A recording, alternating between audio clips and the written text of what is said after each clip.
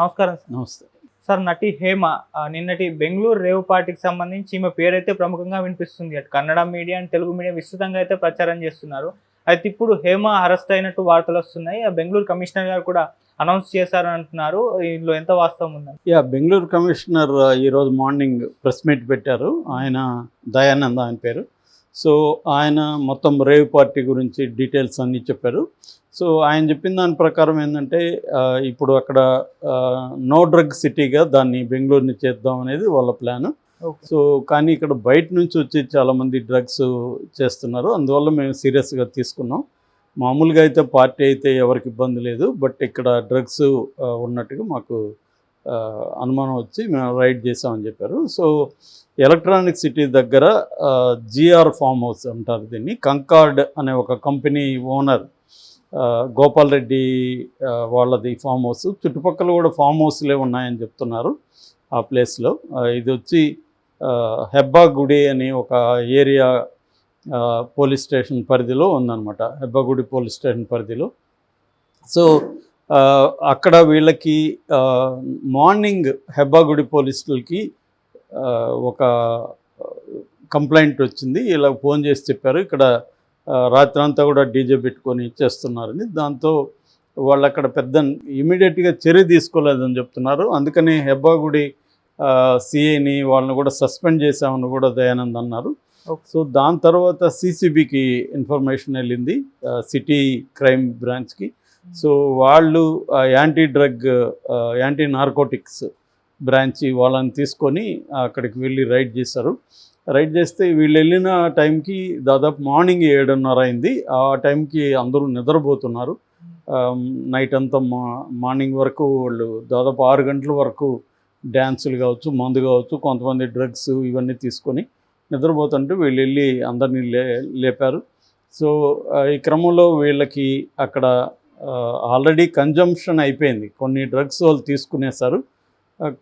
తీసుకోకుండా ఇంకా మిగిలి ఉన్నవైతే MDMA 17 పిల్స్ ఉన్నాయి. తర్వాత ఇంకొన్ని కొకైన్ ఉంది. తర్వాత హైడ్రో గాంజా అంటే గాంజాని ఏదో మిక్స్ చేసి అదొక పౌడర్ లాగా ఉంది. మొత్తానికి ఇదంతా కూడా కోట్ల రూపాయలు విలువ చేస్తుందని చెప్తున్నారు. అక్కడ అటెండ్ అవ్వడానికి ప్రతి ఒక్కరి దగ్గర కూడా డబ్బులు కూడా వసూలు చేశారని చెప్తున్నారు.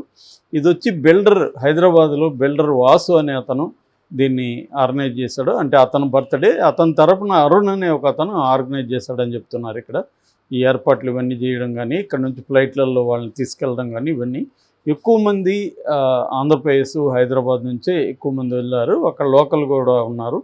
అయితే కాకాని గోవర్ధన్ రెడ్డికి సంబంధించిన ఒక స్టిక్కర్ అయితే కారుకి, ఒక బెంజ్ కారుకు ఉంది. దాన్ని మేము ఇంకా అది ఒరిజినల్లా కాదా అనేది పరిశీలిస్తున్నాం. ఆయనైతే కాకాని గోవర్ధన్ రెడ్డి అయితే ఇది నాది కాదు, మీరు నాదే కాదని మీరు పరిశీలించుకోండి, అది అసలు ఒరిజినల్ కాకపోవచ్చు అనేది కూడా ఆయన పోలీసులకు చెప్పాడని చెప్తున్నారు. దాని మీద కూడా మేము ఎంక్వైరీ చేస్తున్నాం.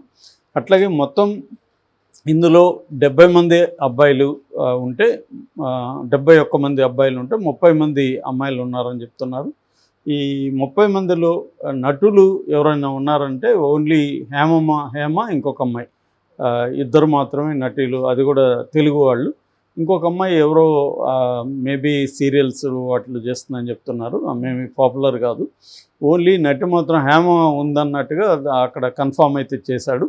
సో ఇప్పుడు వరకు వాళ్ళు అరెస్ట్ చూపించింది మాత్రం 5 మందిని చూపించారు.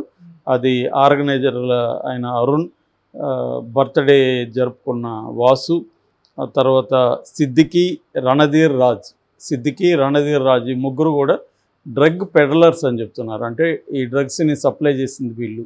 సో ఈ ముగ్గురిని అరెస్ట్ చేశారు. ప్రస్తుతానికి 5 మందిని అరెస్ట్ చూపించారు. మిగతా వాళ్ళకి బ్లడ్ అండ్ హెయిర్ టెస్ట్లకి పంపించారని చెప్తున్నారు. అవి ఆ ప్రాసెస్లో ఉన్నాము, ఇంకా టైం పడుతుంది. కాబట్టి ఇప్పుడు వీళ్ళల్లో ఎవరైనా డ్రగ్స్ తీసుకున్నట్టుగానే టెస్టులు వస్తే వాళ్ళని కూడా అరెస్ట్ చేస్తామని చెప్తున్నారు. హేమ కూడా డ్రగ్స్ తీసుకుందనే ఒక న్యూస్ అయితే సర్క్యులేట్ అవుతుంది. సో ఆమె కూడా అరెస్ట్ అయ్యే అవకాశం ఉంది. దాన్ని ఆయన కూడా కొట్టిపారేయలేదు. ఏమైనా ఎవరైనా డ్రగ్స్ తీసుకున్నట్టుగా పరీక్షలో తేలితే మేము అరెస్ట్ చేస్తామని చెప్పారు. ప్రస్తుతానికైతే 5 మందిని అరెస్ట్ చేస్తున్నాం, మిగతా వాళ్ళని మా కంట్రోల్లో పెట్టుకున్నాము, అక్కడెక్కడ గెస్ట్ హౌస్లో పెట్టామని చెప్తున్నారు.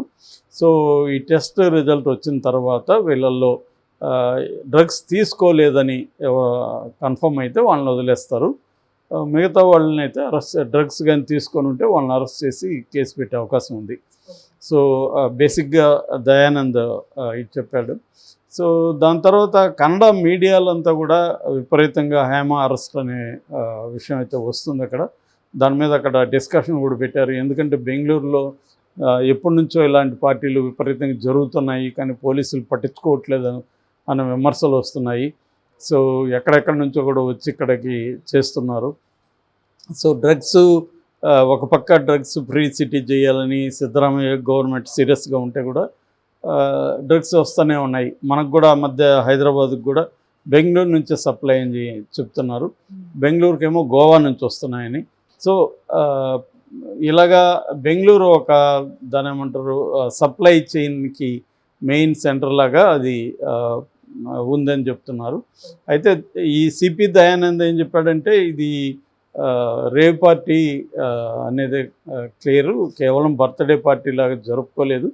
రెండవది వాళ్ళు 3 రకాల డీజేలను పెట్టుకొని విపరీతంగా చుట్టుపక్కల ఫామ్ హౌస్ల్లో ఉన్న రకరకాల పార్టీలు చేసుకునే వాళ్ళు కావచ్చు, లేకపోతే అక్కడ పోయి సమ్మర్లో సేదీరే వాళ్ళు కావచ్చు, వాళ్ళకందరికి కూడా డిస్టర్బింగ్గా ఉంది. వాళ్ళు ఫోన్లు చేసినా కూడా ఈ హెబ్బాగుడి పోలీసులు పట్టించుకోలేదు, అందుకని వాళ్ళని మేము సస్పెండ్ చేసామని చెప్తున్నారు. సో ఇది ఇప్పుడు ఏంటంటే ఒకటి సెంట్రల్ క్రైమ్ బ్రాంచ్ దీన్ని చూస్తుంది, ఫాలోఅప్ చేస్తుంది. రెండవది యాంటీ నార్కోటిక్స్ బ్యూరో కూడా దీని మీద కేసులు పెట్టే అవకాశం కనిపిస్తుంది.